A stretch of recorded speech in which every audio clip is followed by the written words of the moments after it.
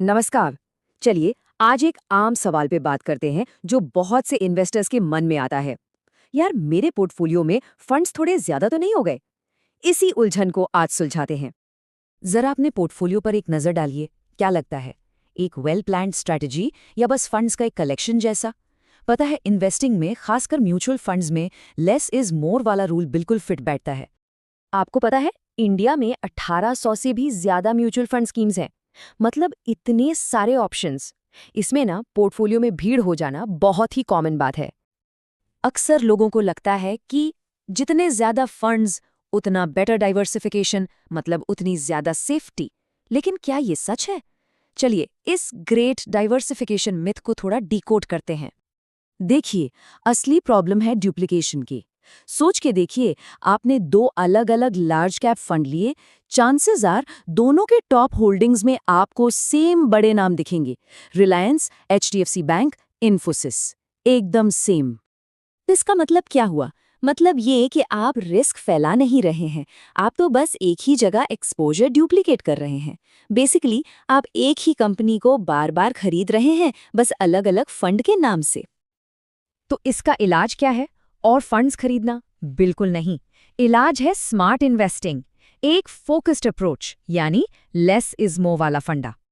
Actually ज्यादातर investors के लिए ना, अपने फाइनेंशियल गोल्स अचीव करने के लिए 8 से 10 अच्छे से चुने गए फंड्स का पोर्टफोलियो मोर देन इनफ होता है, बस। यहाँ पे गोल्डन रूल ये है, फंड्स को कलेक्ट करना बंद करें और हर फंड को एक स्पेसिफिक फाइनेंशियल गोल से जोड़ें। हर इन्वेस्टमेंट का एक क्यों होना जरूरी है, एक क्लियर पर्पस। तो सवाल ये है कि एक स्ट्रॉन्ग और सिंपल पोर्टफोलियो बनाएं कैसे? इसकी नींव रखी जाती है एक मजबूत कोर से। Let's see. इधर उधर 10 फंड्स में इन्वेस्ट करने के बजाय बस एक या दो सॉलिड कोर फंड्स से शुरुआत करें। ये फ्लेक्सी कैप या मल्टी कैप फंड्स आपके पोर्टफोलियो के इंजन की तरह होते हैं। सारा हैवी लिफ्टिंग यही कर लेते हैं, क्योंकि ये लार्ज, मिड, स्मॉल सब साइज की कंपनीज में इन्वेस्ट करते हैं। और हाँ, हमेशा याद रखें, असली डाइवर्सिफिकेशन फंड गिनने से नहीं आता, ये आता है सही एसेट मिक्स से। आप देखिए, एक वेल डाइवर्सिफाइड पोर्टफोलियो कुछ ऐसा दिखता है। इसमें आपका पैसा सिर्फ इंडियन स्टॉक्स में नहीं, बल्कि डेट, इंटरनेशनल इक्विटी, यहाँ तक कि गोल्ड में भी लगा है। अब इसे कहते हैं रियल डाइवर्सिफिकेशन। चलिए, काफी थियोरी हो गई, अब सीधे एक्शन प्लान पर आते हैं।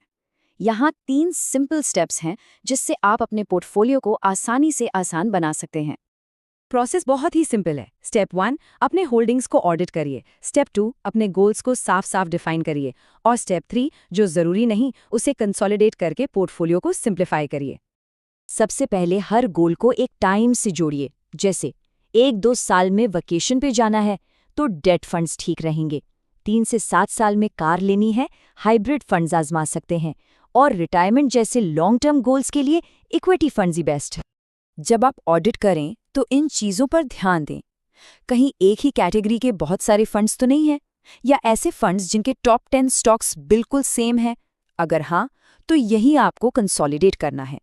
और हाँ, थीमैटिक फंड्स जैसे टेक या इंफ्रा को पोर्टफोलियो का 5% से ज्यादा मत रखिए। ये एनालॉजी बिल्कुल परफेक्ट है। अपने फंड्स को लेगो के टुकड़ों की तरह समझिए। हर पीस यूनिक होना चाहिए और एक खास जगह फिट होना चाहिए। ऐसे रैंडम पीसेस इकट्ठे करने से सही स्ट्रक्चर नहीं बनता है ना। तो सारी बात का मतलब ये है कि एक्शन लेना जरूरी है।